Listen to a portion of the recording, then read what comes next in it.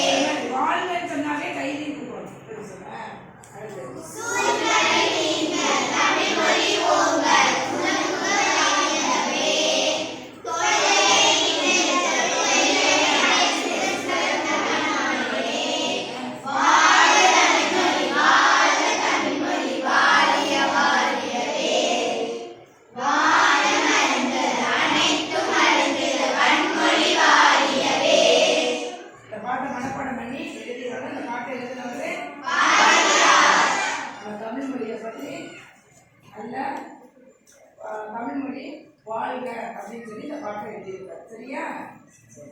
இது மாதிரியே நீங்க பாட்டை சொல்லி வச்சுக்கலாம். பாரதியார் பழக்க ஒருத்தம் பாரதியார்